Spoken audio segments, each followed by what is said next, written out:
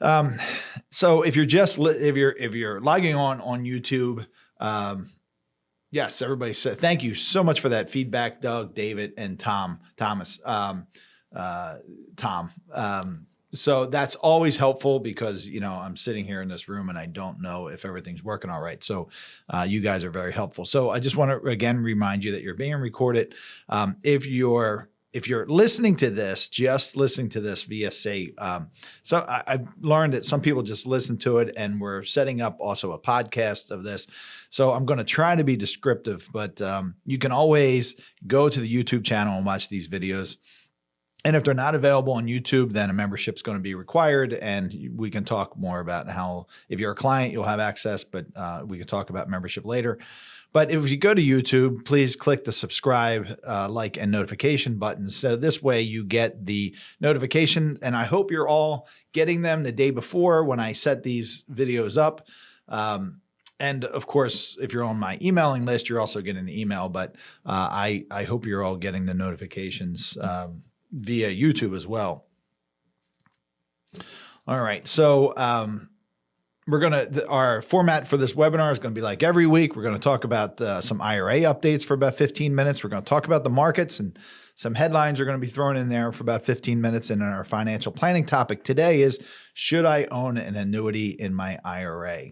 So this discussion is actually going to be much more than that, but it really came about because a dear client of ours contacted us about a week ago and said, I've got some questions about this annuity that came about from her CPA that were not held in an IRA. So it really sparked my my thinking about, okay, well, it's really important to know if you're going to use these tools, and these tools can be powerful, and I'll talk more about that.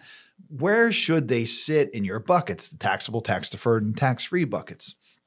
So we're gonna talk about that in our financial planning topic. So we've got a lot of upcoming events. We start a class Thursday at Villanova University, and it's one of the biggest classes we've ever had. We have about 83 people attending over a 3-session class. So we have 2 sessions on Thursday nights. So starting on Thursday, we have this coming Thursday, the 16th, and then the following Thursday. And then we have a Saturday class, which is a little bit shorter. We had to cut out one of my favorite sections, which is estate planning, but I have a plan for that. Those folks who attend that Saturday class, I'm going to edit a estate planning video and send that to you so you have access to it. Because those of you who have attended my webinars and my classes know that's one of my favorite sections and vitally important. So that's Saturday the 18th. And then the following Tuesday, we start another series of 2 Tuesdays at Villanova University. But if you can't make it to Villanova, don't feel bad. Well, actually, those classes are full. Don't feel bad, because we'll be back in March at Holy Family University, right down the street.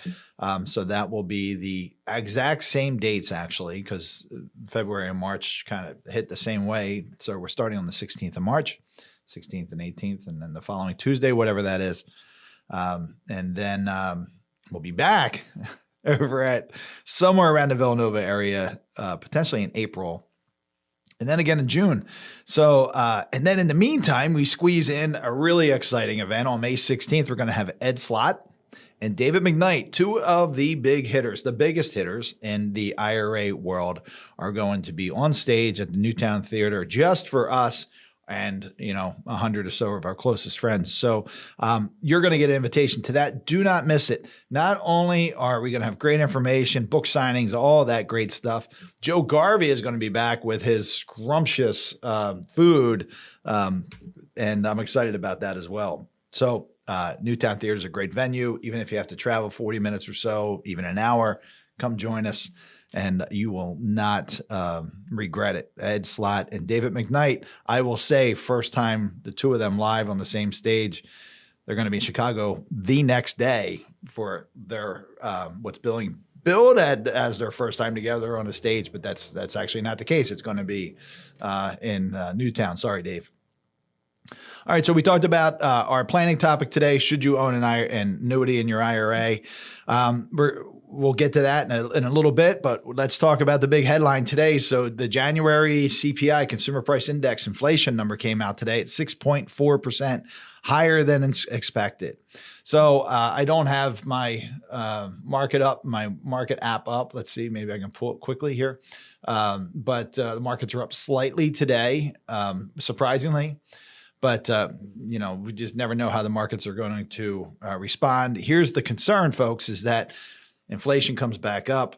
The Fed is, of course, watching this, and are they likely to ease their interest rate raising while the market while inflation comes back up to 6.4%?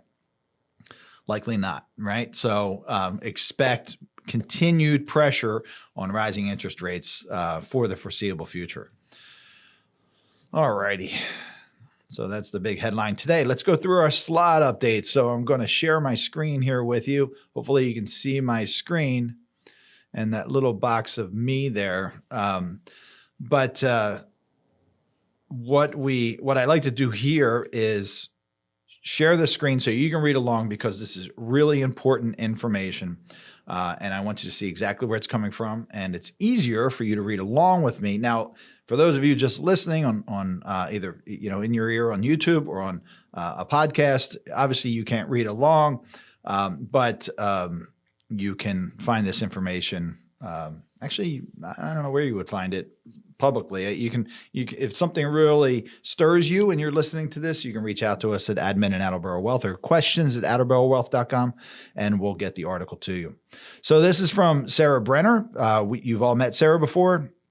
She's the director of retirement education at Ed Slott Group. And this is talking about 5 things to know when making a 2022 Roth IRA contribution, not to be confused with a conversion. A conversion is when you take money that's already in your IRA and you transfer it, you do a distribution and you put it into your Roth IRA, and then you pay tax along the way.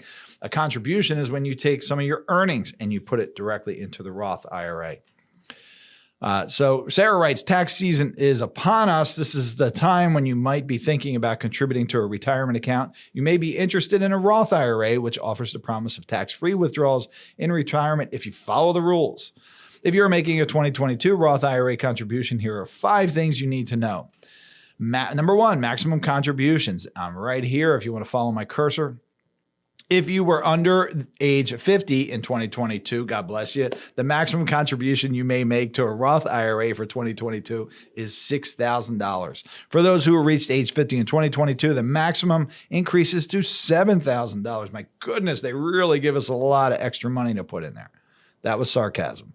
The annual limit is aggregated for traditional and Roth IRAs. For example, if you're under age 50, you could contribute $4,000 to your Roth IRA and $2,000 to your traditional IRA. You may not contribute $6,000 to your traditional IRA and another $6,000 to your Roth IRA for 2022. That's a really great point that Sarah just made, because these rules are so confusing, and that is one that I get asked sometimes. Can I do both?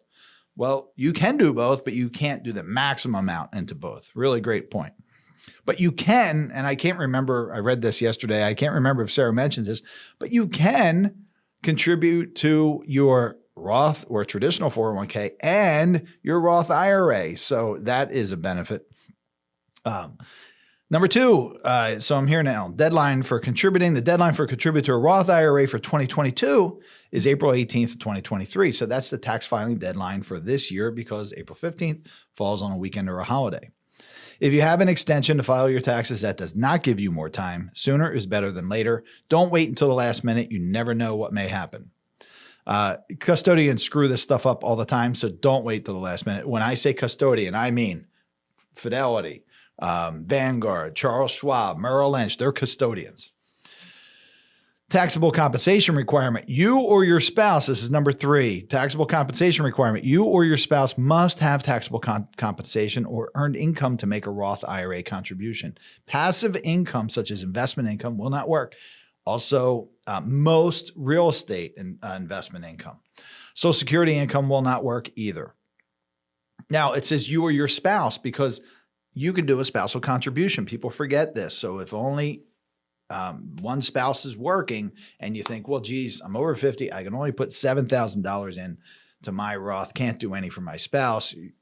That's not the case. So if there is a spousal contribution, as long as you have that money available and say you want to contribute $14,000, you can do a spousal, or you can do a contribution for your own Roth IRA and a contribution for your spouse IRA.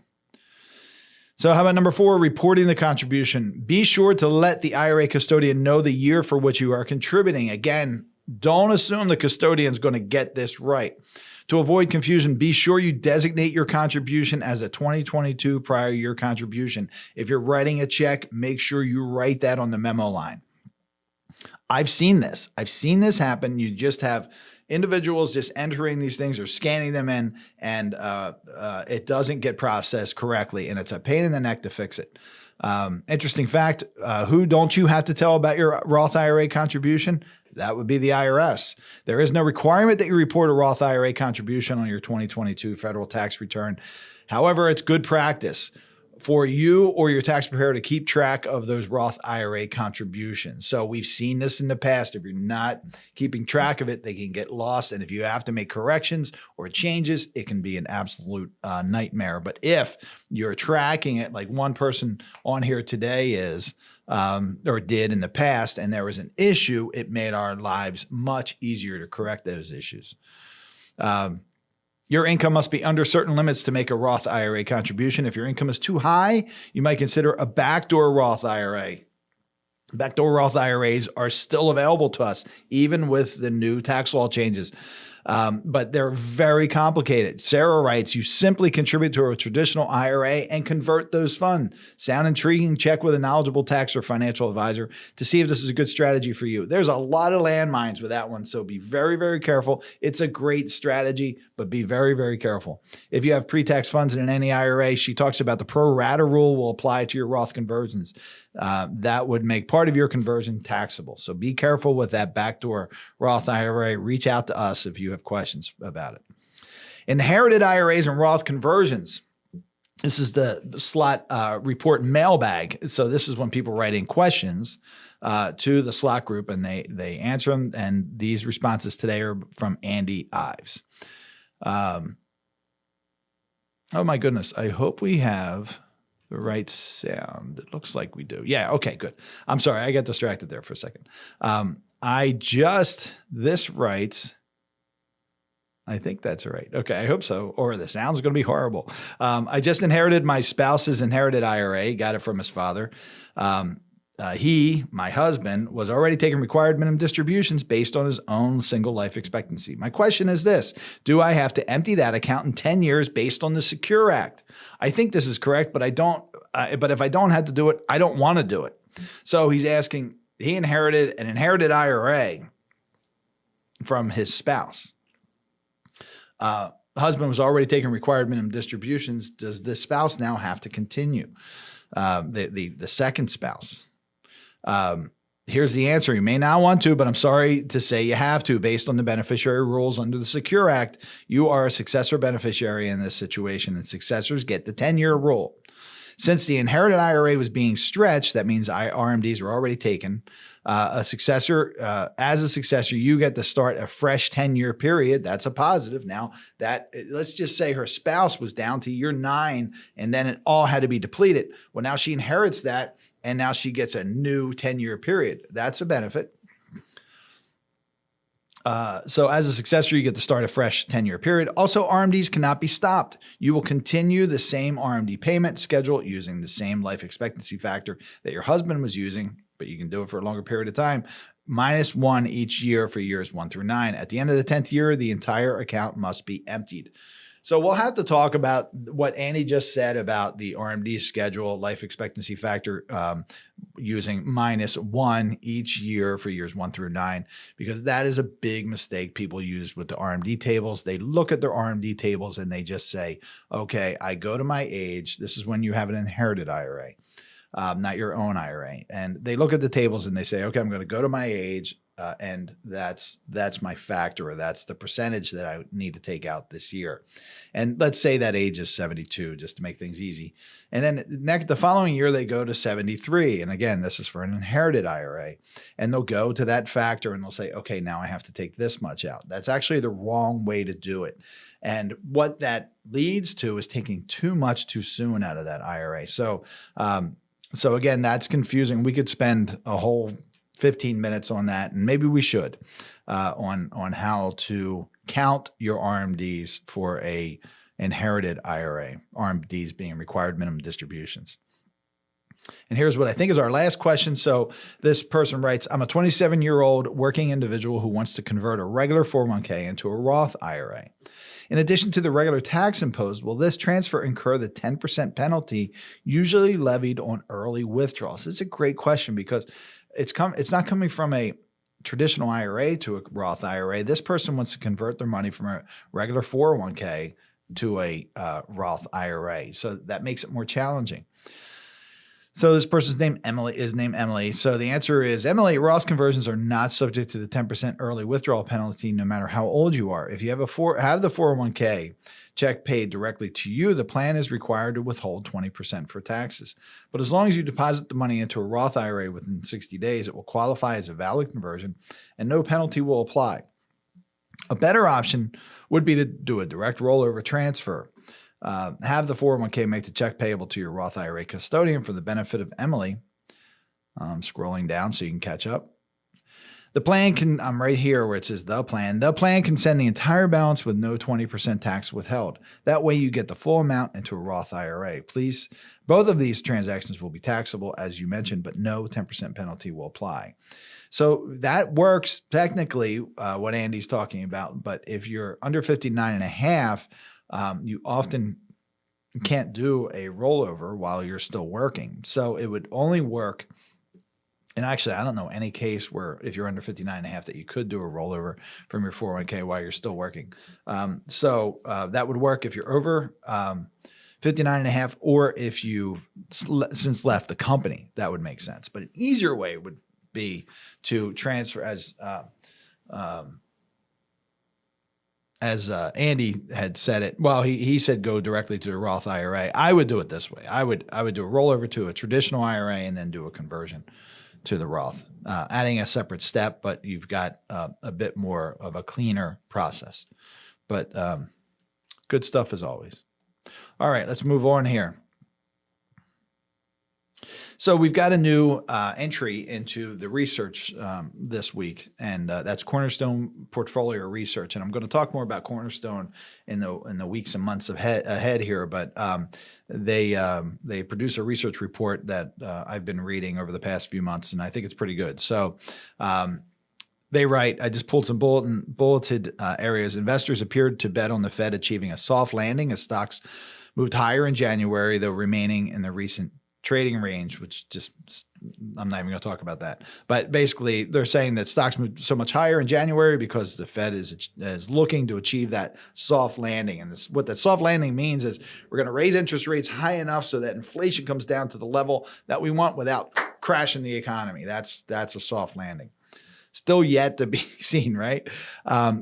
They go on to write, a slightly hawkish Fed should allow the January rally to continue, although a slowing economy and a still hiking Fed means gains will be constrained and risks to the downside haven't disappeared. So they're saying that if the Fed continues on this tack of or on this track of rising interest rates with the steps that they have, and it looks like they're going to achieve this soft landing, what will happen is there'll still be regular downside, right? So risk of loss in the market, and the potential upside is probably going to be reduced. And we talked about the Vanguard report last week, or I guess it was 2 weeks ago. I haven't seen you folks in 2 weeks. I spent it turned out to be 6 days in Iceland. It was going to be 5, but our flight got canceled because of weather.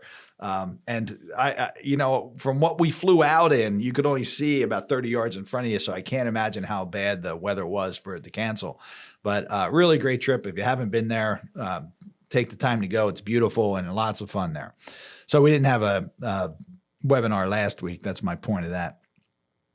But and now I've forgotten my point about this, but the overall message here is that it's really going to depend on what the Fed does. Oh, I went back to the Vanguard report. So you remember Vanguard came out with a report a few weeks ago that said that they expect the growth of the stock market over the next 10 years to be in the 4 to 6% range instead of the 9 to 12% range.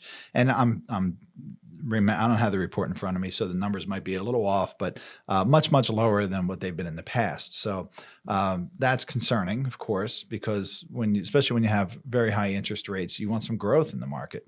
And one of the things that we always have to balance is protecting clients' assets, right? Because many of you have save, have growth. And now the number one thing is I can't lose what I need to live off of.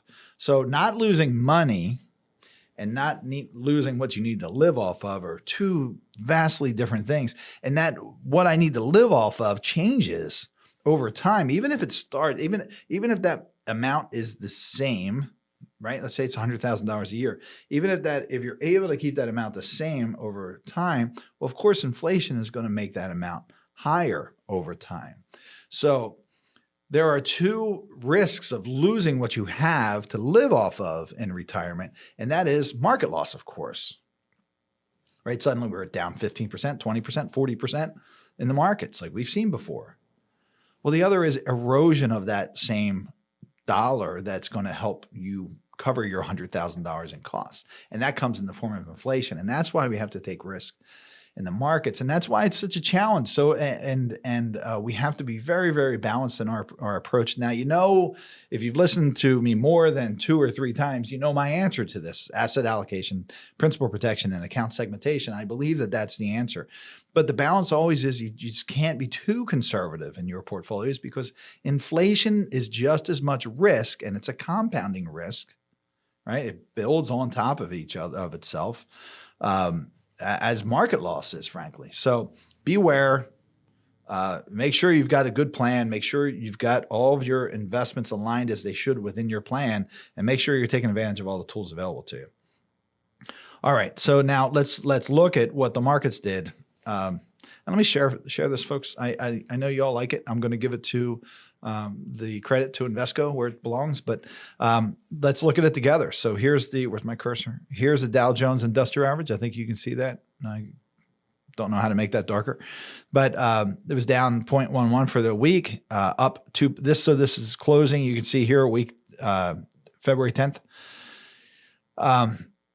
So down 0.11 for the week last week, year to date 2.33, 1 year. So February 10th last year to February 10th this year, down 1.86. And you can see the rest of them. So the S&P 500 was down 1.07. The NASDAQ was down 2.37. The NASDAQ was up 12.05% for the year so far. That's great. The S&P 500 was up 6.7%. I want to share with you again, so you can look at the others. Let's come down to the fixed income or bond markets. Surprisingly, right? Bonds are down again last week, but still up for the year 1.55. But over 1 year period in this Barclays aggregate bond index, you've heard me say this is where most people hold their bond holdings, is that in that call it 5 to 9 year period of maturity. That's down 8% for the year. Year over year. And that's terrible for people who think that bonds are their air quote safe money. You see how I said air quote instead of just doing air quote, just in case you're just listening. But let's jump down here. Look at I'm in the middle of if you can't see my cursor, I don't know if I can draw on this. Let's see if I can draw on this. Oh yeah. Okay.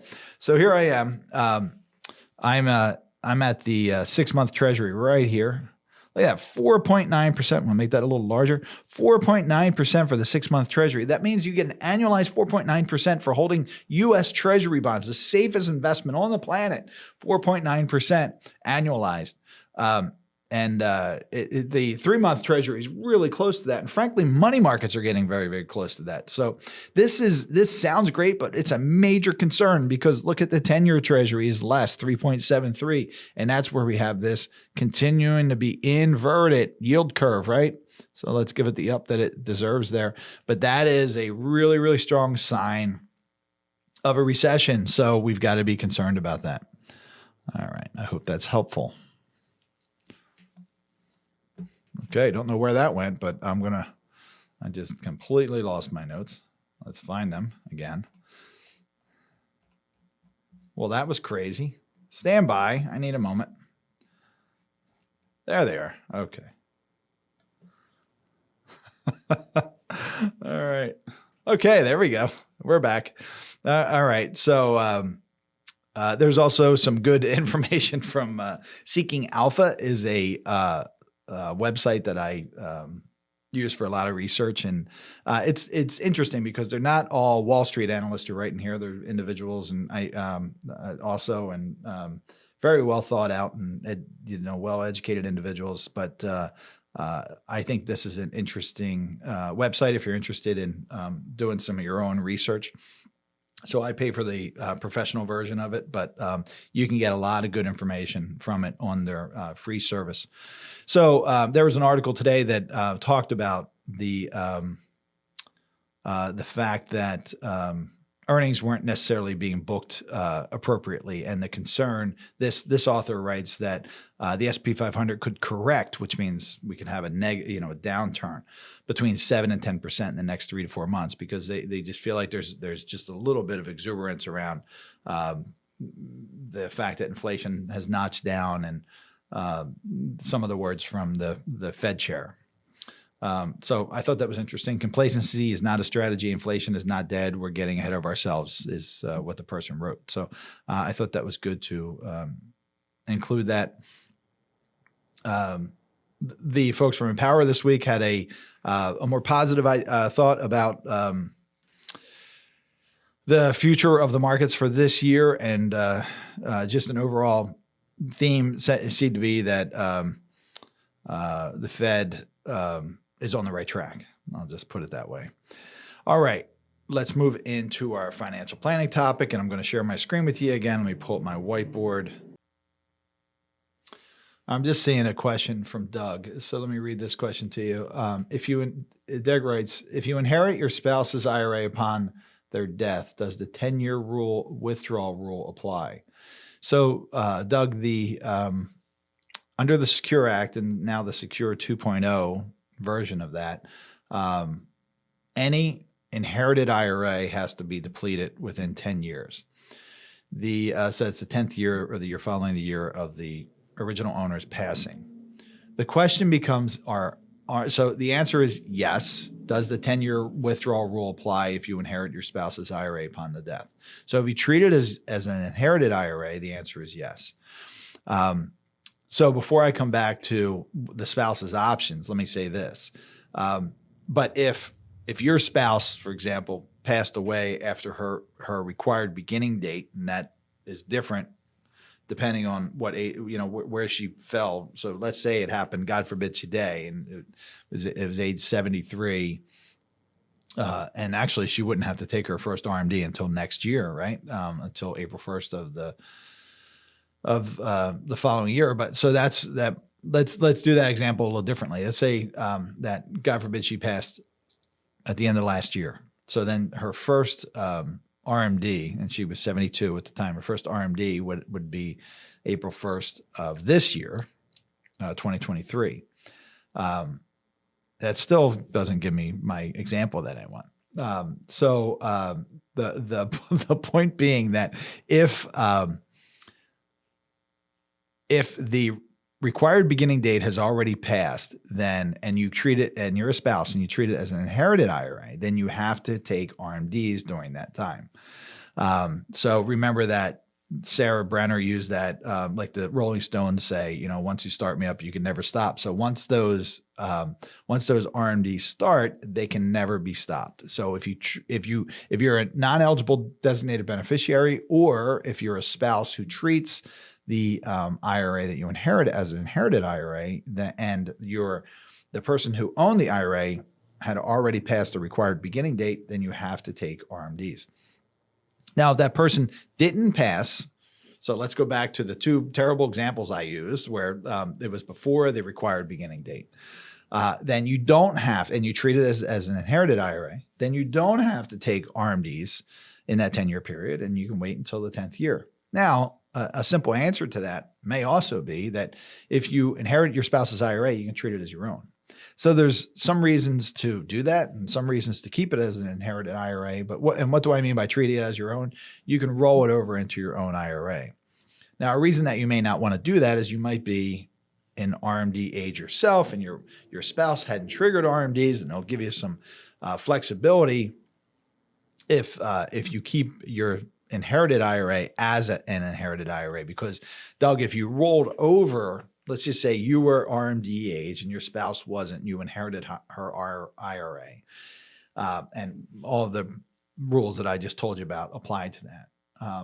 And then instead of having it as an inherited IRA, you roll it into your own IRA, and your RMD age, then now your $1 million IRA that you have to take RMDs, and let's just say your wife also has $1 million, that becomes a $2 million IRA that you have to take RMDs from.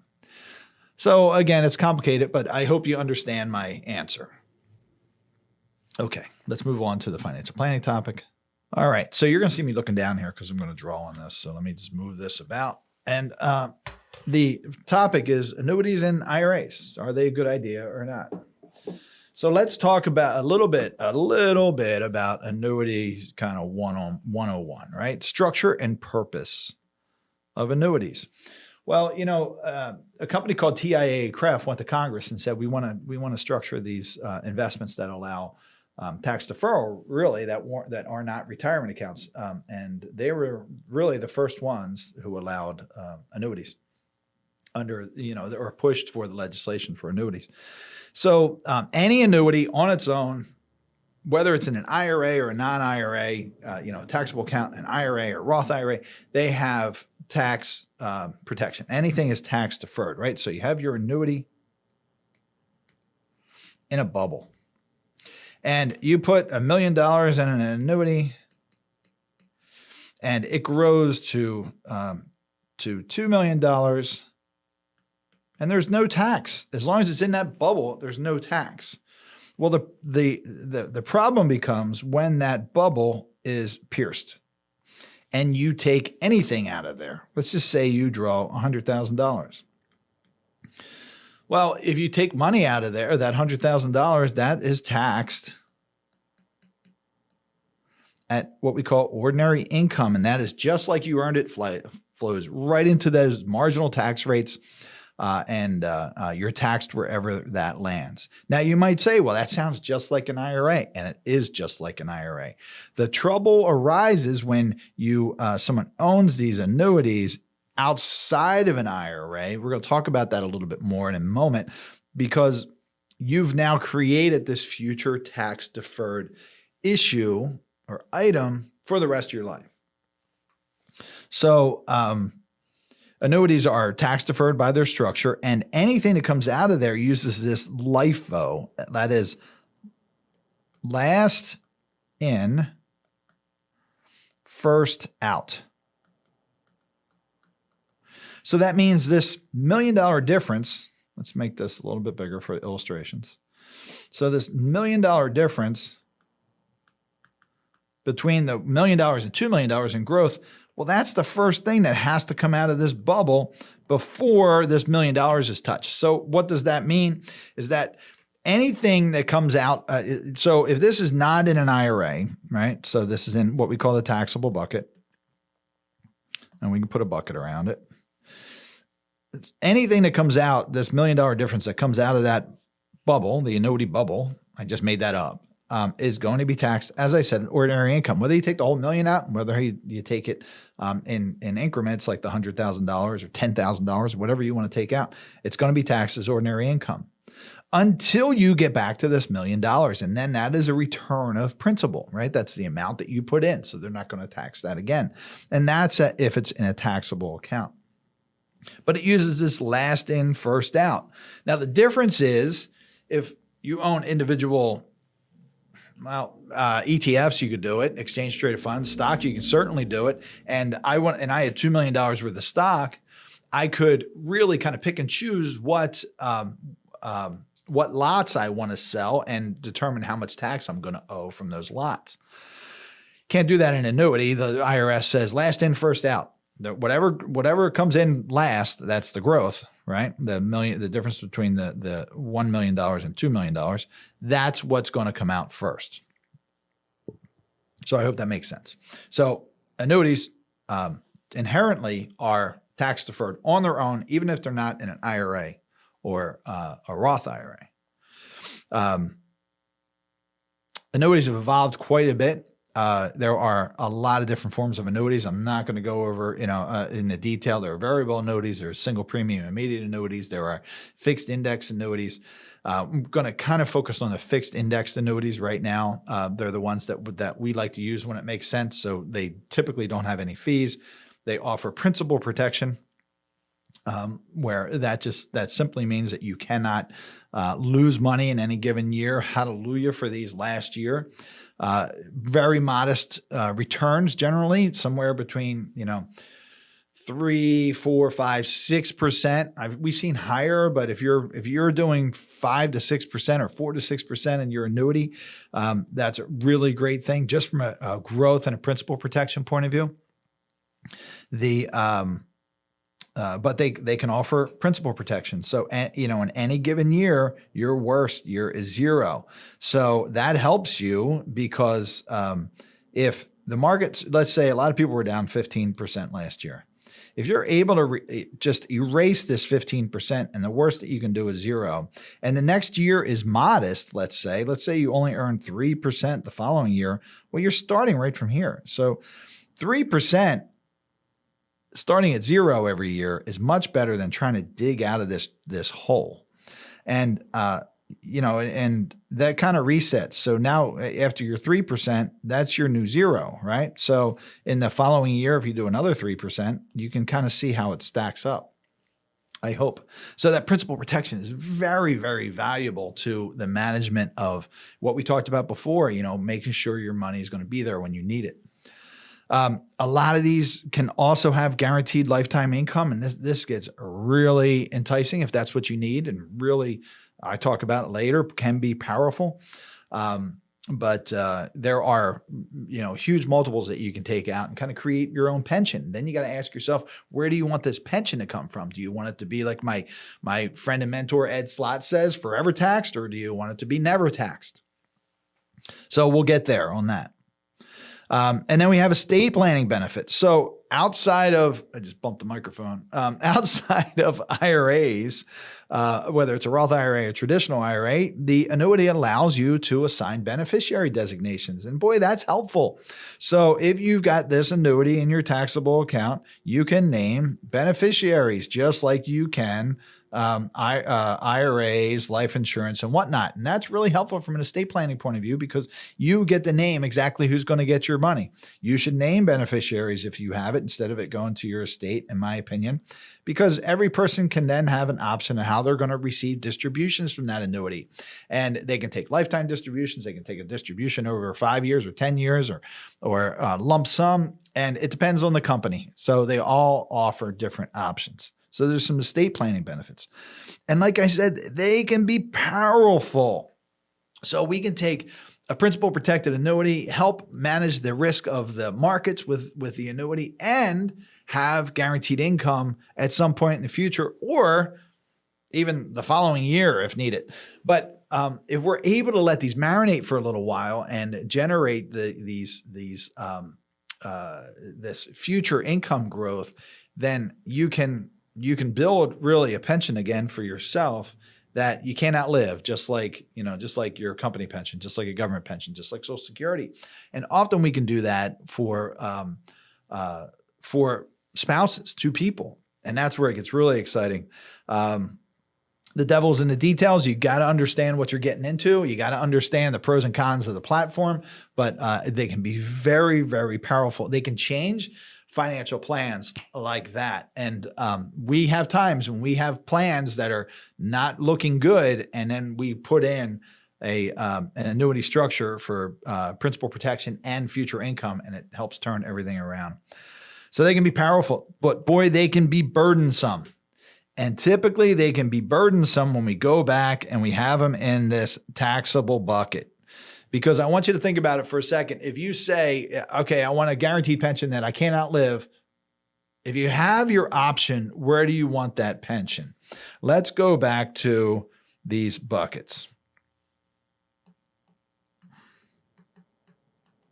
We got your taxable bucket. So again, that is you're taxed on distributions every single year. You get 1099s that come out of there every year. Sometimes you can control the tax. Sometimes you can't control the tax. Even if it's in a mutual fund, you folks know, because you probably saw it last year, that sometimes you get taxed even when your funds are down. So that is a forever taxed situation. And as I explained, if there's an annuity in here, I'm just going to do an A with a bubble, kind of like Captain America. If there's an annuity in here, any distributions, while you can control those distributions, come out as ordinary income. So if you set up a lifetime pension coming out of here, you're going to pay tax on that forever. And then, of course, you have the tax deferred bucket. So this is anything IRA, 401k, 403b, etc. So we know this is the promise to pay later. I'm not going to pay tax on this as it grows, as I put my money in, but I promise to pay later. And of course, the risk is at what tax rate? What's the rate going to be? Well, we think it's going to be substantially larger than it is today. And in fact, we think that most people are going to be in the 40 to 45% effective tax rate come around 2030. So again, do you want to create a lifetime pension out of this bucket? It depends, right? So it depends on what your tax rate's going to be. Do you want your pension taxed at 40 to 45%, or do you want it taxed less than that, or 20% or 10%? Can you choose that? Well, you actually can, because then we have the tax-free or tax advantage bucket. And Ed Slott would call this the never taxed bucket. I call it the never taxed again bucket because you got to pay taxes to go into it. But if you had your choice between bucket number 1, bucket number 2, or bucket number 3, where would you have that lifetime income come from? Well, I think most people would have it come from bucket number 3 if it fits into your plan. Because bucket number 3, once you get that, let's put that annuity back in here. When it comes out of here, what's the tax rate on that? You're right. Tax rate's 0.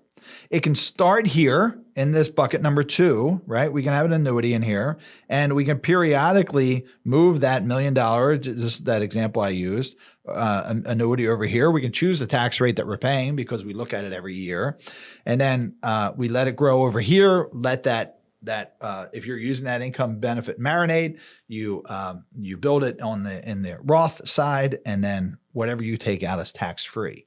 And if that annuity grows to $2 million in this bucket, or it's $2 million, let's call it, if it's $1.8 million because you had to pay some tax along the way, in this bucket, which one is worth more? Well, I would argue every day that this one's worth more because we've removed the tax rate risk. So I hope that makes sense.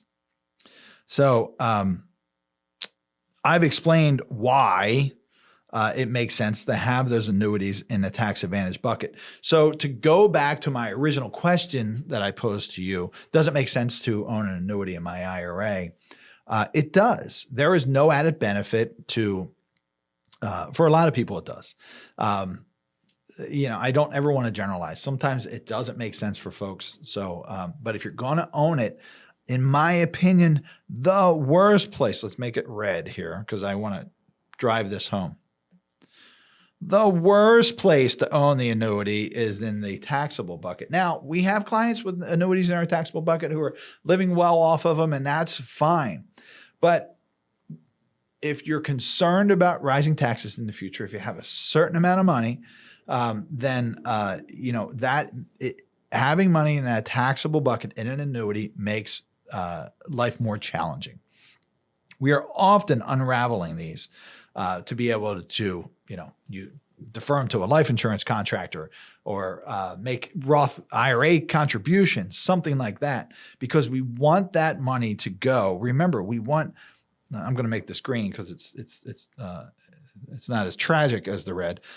We want that money to go. Oh, and for you folks that are just listening, I've drawn a bunch of lines and words on this whiteboard that you can't see. But what I've said is it's better to have in my opinion, the annuities eventually in the tax-free bucket, because anything that you draw out of there is going to be tax-free. And if we have to start in the tax-deferred bucket, that's okay, because we have this great tool the IRS gives us called Roth conversions, and we can periodically decide how much tax we're going to pay. How long do you think that's going to last, that we can decide how much tax we're going to pay?